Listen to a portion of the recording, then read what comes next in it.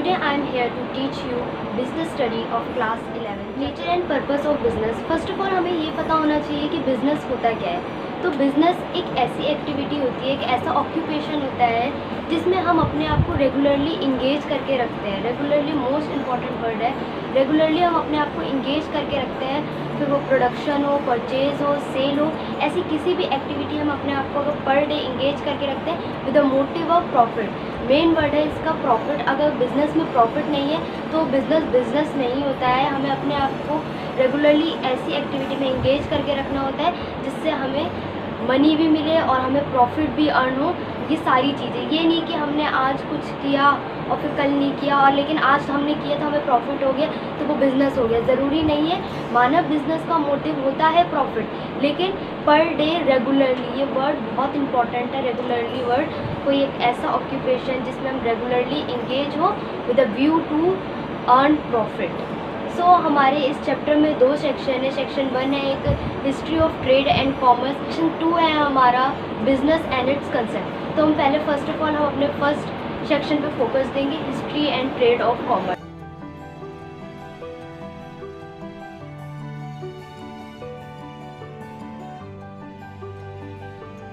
Section 1 है हमारा history of trade and commerce. जैसे कि आप जानते हो इंडिया बहुत सेंचुरी से ही ट्रेड वगैरह करता आया है, फिर वो चाहे एंशियंट टाइम की ही बात की रहा हो. तो हम सेक्शन 1 में यही पढ़ेंगे कि एंशियंट टाइम में इंडिया का ट्रेड कैसे चलता था, कैसे हम अपनी इकोनॉमी, हमारे उस टाइम पे जो हम लोग सोने की चिड़िया कहा जाता था, किस बिहाफ पे बोला जाता था, ऐसा क्या था इंडिया में. जैसे कि आप सभी को पता है इंडिया एक फुल ऑफ रिसोर्स कंट्री है. यहाँ पे बहुत ज़्यादा रिसोर्स मिलता है, बनता है. यहाँ पे बहुत सारी फैसिलिटीज़ अवेलेबल है. तो ऐसा क्या था उस टाइम पे, लोग कैसे ट्रेड करते थे, क्योंकि उस टाइम पे तो इतनी हमारे पास ट्रांसपोर्ट फैसिलिटीज़ नहीं हुआ करती थी. तो ऐसे क्या करते थे.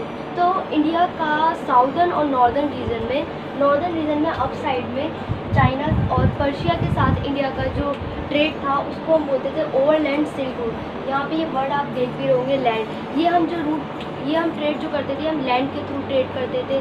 हम लैंड के थ्रू यहाँ से वहाँ आना जाना करते थे. हमारा लैंड रूट मैप हुआ करता था जिसके थ्रू हम लोग आना जाना करते थे. उसके बाद maritime silk route. Maritime silk route क्या होता था, इसमें हमारा जो ट्रेड होता था वो वाटर के थ्रू होता था.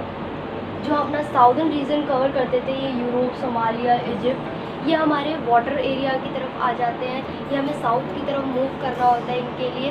तो इसके लिए हम क्या करते थे, ये हमारा वाटर में ट्रेड हुआ करता था और ओवरलैंड सिल्क रूट हम लोग फिर लैंड की तरफ हुआ करता था. तो अब इसमें जो पॉइंट्स हैं हम उसकी तरफ बढ़ते हैं.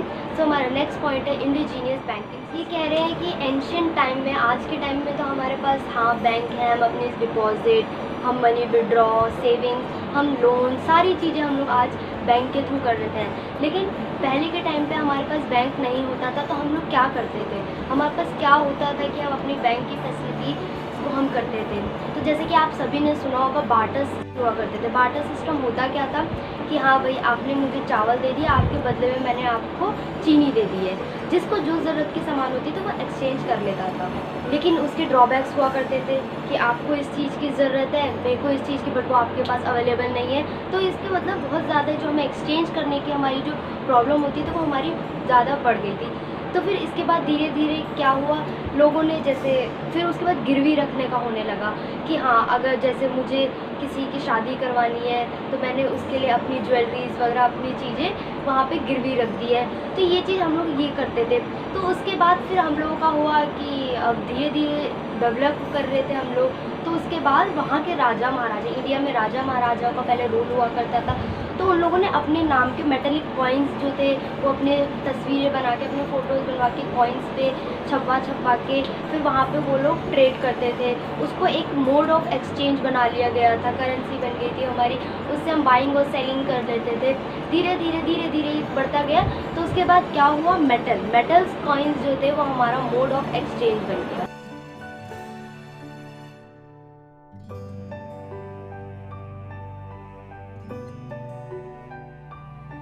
मेटल कॉइन्स क्यों यूज़ किया, आज के टाइम में भी जैसे आप देख रहे हो कॉइन्स जो है वो किस फॉर्म में आ रहे हैं, क्योंकि इनकी ड्यूरेबिलिटी और इनकी डिविजिबिलिटी इतनी होती है कि ये हमें मतलब कुछ, हाँ, बारिश में भीग भी जाते हैं तो कॉइन्स को कोई नुकसान नहीं होता है, कुछ भी नहीं होता है। तो उस टाइम पे फिर मेटल कॉइन्स का यूज़ होने लगा एज अ करेंसी, और वहाँ पे फिर हम लोग को बहुत इजीली बाइंग और सेलिंग हम लोग करने लगे, हम लोग को बहुत ईजी हो गया हर चीज़। फिर उसके बाद क्या हुआ, अब चलो ठीक है, अगर जिसके पास मेटल कॉइन्स है, पैसे हैं, उसने तो दे दिया, लेकिन जिसके पास नहीं है वो क्या करे, तो फिर उसके लिए हुआ हुंडी और चिट्ठी।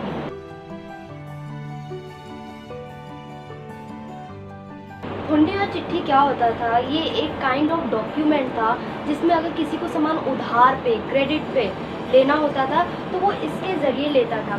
हुंडी और चिट्ठी के ज़रिए हम ये कर लेते थे कि मतलब ये एक डॉक्यूमेंट होता था कि जिसमें हाँ हम क्रेडिट पे, मैंने आपको प्रॉमिस किया कि आपको इतने अमाउंट ऑफ मनी इतने टाइम को आपको रिटर्न करने हैं, तो वो उस टाइम पे रिटर्न करना ही करना है। ये एक सोर्स हुआ करता था। जैसे आज के टाइम पे हम लोन ले लेते हैं तो हम उसको पे ऑफ करते हैं, तो उस टाइम पे ये हुंडी और चिट्ठी यूज़ हुआ करता था। आप सर्च भी कर सकते हो उस टाइम की हुंडी और चिट्ठी के, आपको इमेजेस दिख जाएंगे वो किस टाइप के हुआ करते थे। डिफरेंट टाइप्स ऑफ होते थे। ये एक तरीके का डॉक्यूमेंट हुआ करता था जिससे हम क्रेडिट में हम अपने सामान को बेच सकते थे या ख़रीद सकते थे, और ये हमारे लिए बहुत ईजिली हो गया कि हमारे पास करेंसी है तो हम उसको मोड ऑफ एक्सचेंज के थ्रू हम उसको ख़रीद सकते थे। क्रेडिट पे सामान खरीदना है तो हम हुंडी और चिट्ठी का इस्तेमाल कर सकते थे। ऐसे ही धीरे धीरे कर करके इंडिया में फिर करेंसी का डेवलपमेंट होने लगा। लोगों ने जो उनके प्रीशियस मेटल्स वगैरह होते थे उसको ये जमा करना शुरू कर दिया, ताकि ज़रूरत पड़े तो फिर उसको जो अपना बल्क है वो उसको निकाल सके और उसको यूज़ कर सके। वो जा के लैंडिंग पे उसको उस टाइम तो बैंकर्स होते ही नहीं थे, तो सेठ वगैरह को उसको जमा करा देते थे ताकि उन प्रीशियस मेटल्स वगैरह को वो आगे जाके यूज़ कर सके अपने बाइंग, सेलिंग या फिर कोई सा भी प्रोसेस है तो उसमें उसका इस्तेमाल कर सके। सो अब हमारा नेक्स्ट टॉपिक है राइज ऑफ इंटरमीडिएट। इसका मतलब ही होता है बिचौलिया। ये उस टाइम पे फाइनेंशियल हेल्प देते थे। मैन्युफैक्चरर्स जो होते थे उन लोगों को फाइनेंशियल हेल्प देते थे। उनको ये एक तरह से एक उनकी रिस्पॉन्सिबिलिटी होती थी कि हम आपको एक सिक्योरिटी देते हैं कि आपको कोई रिस्क आएगा तो हम आपको सेव करेंगे। तो उस टाइम पे इंटरमीडिएट्स का बहुत ज़्यादा प्रचलन होने लगा था, बहुत ज़्यादा ये बढ़ गए थे, क्योंकि ये प्रोवाइड फाइनेंशियर्स को एक सिक्योरिटी देने लगे थे। ये इनकी एक रिस्पॉन्सिबिलिटी हुआ करती थी कि हाँ आपको कोई भी आपको कोई भी रिस्क होगा तो उसकी ज़िम्मेदारी हमारी है, हम आपको एक कंसिडरेबल फाइनेंशियल हेल्प देंगे। और उस टाइम पे धीरे धीरे इन इंटरमीडिएट्स का बहुत ज़्यादा प्रचलन होने लगा। जो आज के टाइम पे इंश्योरेंस वगैरह करने आते हैं, एजेंट्स वगैरह आते हैं, वो उस टाइम पे ब्रोकर्स वगैरह ये सब उन लोगों का बहुत ज़्यादा इंक्रीमेंट हो गया था। सो अब हमारा नेक्स्ट टॉपिक है ट्रांसपोर्ट। आज के टाइम में तो हम हर तरह से ट्रेड कर लेते हैं। हमें अपने कोई भी गुड्स इंपोर्ट एक्सपोर्ट कराने होते हैं एयरवेज़ के थ्रू, बहुत सारी चीज़ें ऐसी हैं जिससे हम करा लेते हैं। लेकिन पहले के टाइम पे सिर्फ हमारा सोर्स होता था लैंड एंड वाटर। लैंड और वाटर के बिना हम नहीं, उस टाइम पे एयरवेज़ की फैसिलिटी नहीं थी कि हम बाय एयर जाके अपने गुड्स को ईजिली कर लें, तो हम लोग लैंड और वाटर के थ्रू करते थे। और हमारा सबसे ज़्यादा ट्रेड जो था वो ईरान, इराक एंड चाइना के साथ हुआ करता था। हमें इराक और चाइना के साथ हम लैंड और वाटर के through northern region, southern region पे हमारा बहुत ज़्यादा हर एक कॉन्टिनेंट्स में हम लोगों को जा के हम उनको प्रोवाइड करते थे जो भी फैसिलिटीज़ हुआ करती थी। द नेक्स्ट हमारा टॉपिक है ट्रेडिंग कम्युनिटीज़। सारे जो लोग हैं ये उस टाइम पे बहुत ज़्यादा ट्रेड कर, पंजाब के साइड में भट्ट जो होते थे वो राजस्थान की तरफ करते थे, महाजन जो थे महाराष्ट्र की तरफ, और चेतियाल जो थे वो साउदर्न रीजन। मतलब सारी जगह पे इन लोगों का बहुत ज़्यादा ट्रेड कम्युनिटीज़ थी एक तरह से कि हाँ मतलब इस रीजन में, इस कास्ट के, इस कम्युनिटी से, इस सोसाइटी से जो बिलोंग करते हैं वो सबसे ज़्यादा ट्रेड करते हैं। सो अब हमारा इसमें ही नेक्स्ट टॉपिक है मर्चेंट चीज़ करते हैं तो उसके लिए हम अपनी सोसाइटी तो क्रिएट करते ही हैं। तो मर्चेंट कॉर्पोरेशन में भी ऐसा ही था। मर्चेंट कॉर्पोरेशन में हम बेसिकली ये एक ट्रेडर्स के इंटरेस्ट को, मतलब ट्रेडर्स के राइट को प्रोटेक्ट करने के लिए ये एक कॉर्पोरेशन बना था। इसमें सबके interest, rights, code of conduct, professional codes of conduct हुआ करते थे कि हाँ हम लोग को कैसे क्या करना है, कैसे हम अपने इंटरेस्ट को बचा सकते हैं, कि हमें कोई मतलब उन लोगों को प्रताड़ित ना कर सके और उन लोगों को कैसे बचा सके। इन लोगों के अपने रूल्स और रेगुलेशन हुआ करते थे और कोड ऑफ कंडक्ट हुआ करते थे। प्रोफेशनल इवन जो किंग्स होते थे उन लोगों को भी इन चीज़ों को एक्सेप्ट करना पड़ता था, उन लोगों को रिस्पेक्ट देना पड़ता था, उन लोगों को मानना पड़ता था कि हाँ ठीक है हम आपको एक्सेप्ट कर रहे हैं, हम आपके ट्रेड को एक्सेप्ट करते हैं। तो फिर धीरे धीरे ये चीज़ें बढ़ती गई। देन उसके बाद फिर इन लोगों को भी अपनी इनकम जनरेट करनी होती है, तो फिर वो लोग ट्रेड से और इंडस्ट्री के टैक्सेस के थ्रू ये इनका एक सोर्स ऑफ रेवेन्यू था। उसके बाद धीरे धीरे ये बढ़ता गया। देन उसके बाद फेरी टैक्स होता था, जो हम पैसेंजर्स, कैटल्स, गुड्स इन सब पे लगाते थे, और उसके बाद उनसे उनका एक अनदर सोर्स ऑफ इनकम वो बनने लगा था धीरे धीरे। और फिर ये सारी चीज़ें वहाँ पे जो टैक्सेस कलेक्शन की होती थी, ये सारी चीज़ें लोकल ट्रांसफ़र हो गई लोकल बॉडीज़ को। उसके बाद अनदर सोर्स ऑफ इनकम वो बनने लगा था धीरे धीरे। और फिर ये सारी चीज़ें वहाँ पे जो टैक्सेस कलेक्शन की होती थी, ये सारी चीज़ें लोकल ट्रांसफ़र हो गई लोकल बॉडीज़ को। उसके बाद धीरे धीरे वहाँ के जो बिग मर्चेंट्स थे उन लोगों ने इसको एक ज़रिया बना लिया था अपना इनकम का। और उसके बाद धीरे धीरे वहाँ पे जो बिग मर्चेंट्स थे उन लोगों को धीरे धीरे उनकी सोसाइटी में उन लोगों ने धीरे धीरे पावर गेन स्टार्ट करना शुरू कर दिया था। मेजर कौन से मेजर जो बहुत इंपॉर्टेंट ट्रेड सेंटर्स थे वो कौन से थे उस टाइम पे? ये मेजर ट्रेड सेंटर्स हुआ। मेजर इंपोर्ट एंड एक्सपोर्ट हमारा टॉपिक है। इंडिया से क्या इंपोर्ट होता था, क्या एक्सपोर्ट होता था। अब जो मेजर हम एक्सपोर्ट करते थे वो स्पीसीज का, वीट का, शुगर का, फीम का, लाइव एनिमल्स जो होते थे, पैरट एक्सेट्रा, ऐसे बहुत सारी चीज़ें थे जिनका इंडिया एक्सपोर्ट करता था उस टाइम पर। इम्पोर्ट में क्या था? Horse, Chinese silk, tortoise, shells, crystal, copper, इन सब का इम्पोर्ट और एक्सपोर्ट चलता था उस टाइम पे। जैसे कि आपको पता भी होगा, वास्को डी गामा जो इंडिया में ट्रेड करने आए थे, तो वो पेपर के स्पीसीज़ के उस पर करने आए थे, क्योंकि इंडिया में जो स्पीसीज़ था वो आज भी बहुत ज़्यादा उसका रिसोर्सेज है फुल ऑफ, और उस टाइम पे भी बहुत ज़्यादा हुआ करता था।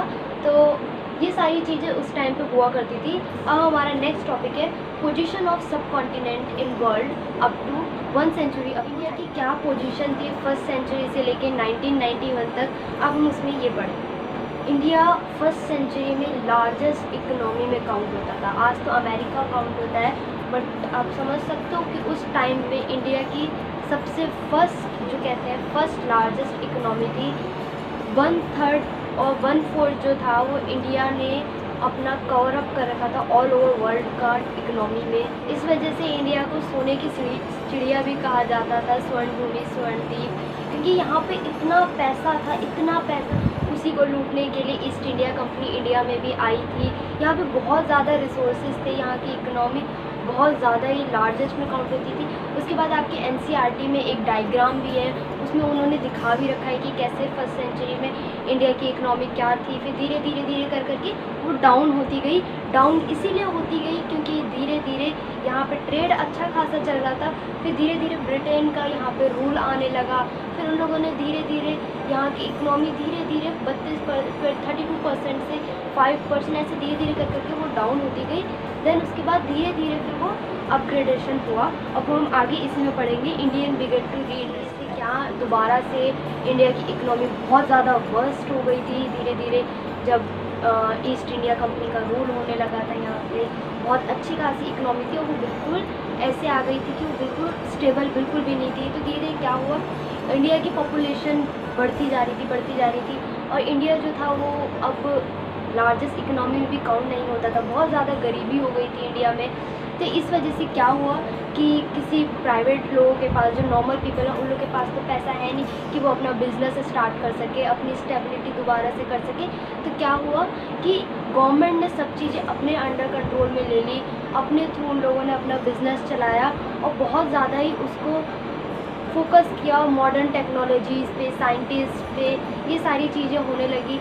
लेकिन धीरे धीरे इसको क्या हो, यहाँ पे पॉपुलेशन ज़्यादा थी, बहुत ज़्यादा कंट्रोल, लाइसेंस वगैरह ये सब बहुत ज़्यादा इम्प्लीमेंट हो गया था, पॉपुलेशन भी बहुत ज़्यादा हो गई थी, कैपिटल फॉर्मेशन इतना ज़्यादा नहीं था, कुछ भी नहीं था।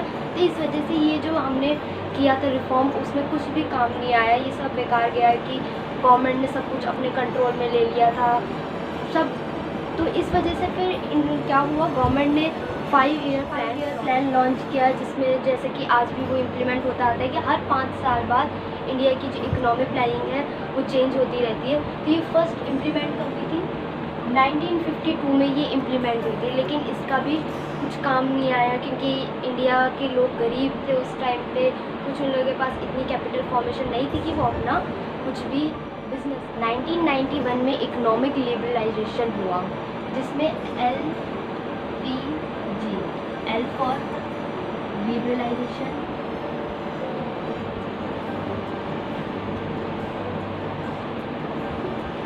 P for privatisation, G for globalisation. Liberalisation में क्या हुआ, इंडिया में बहुत ज़्यादा ही कंट्रोल था कि आप अपनी किसी भी लाइसेंस के बिना, कुछ भी लाइसेंस के बिना आप अपना काम नहीं कर सकते। तो उस चीज़ को कम किया गया कि आपको बहुत ही लिमिटेड चीज़ों पे लाइसेंस रखा गया, बाकी चीज़ों से लाइसेंस का हटा दिया गया, ताकि एक फ्रीडम मिल सके इंडिया में ट्रेड करने के लिए। प्राइवेटाइजेशन, जितनी भी गवर्नमेंट कंपनीज थी उनको प्राइवेटाइज किया, और फिर ग्लोबलाइजेशन में बहुत ज़्यादा ही बैरियर्स थे, आप इंपोर्ट एक्सपोर्ट नहीं कर सकते थे, जिसके थ्रू हम लोग को कुछ भी, हमारा इकोनॉमी में हम लोग स्टेबल ही नहीं रह पाते थे। तो ग्लोबलाइजेशन के थ्रू हमारा इंपोर्ट एक्सपोर्ट हुआ, हम लोग इंटरनेशनली हमारा ट्रेड स्टार्ट हो सका, और जिसकी वजह से हम मनी अर्न कर सके। 1991 के बाद इंडियन की इकोनॉमी जो थी वो थोड़ी स्टेबलाइज्ड हुई, और उसके बाद जाके इंडिया का आगे आगे चल के जो उनका ट्रेड था वो बढ़ता गया, इकोनॉमी स्टेबल होती गई। सो आज के लिए बस इतना ही, मिलते हैं अगली वीडियो।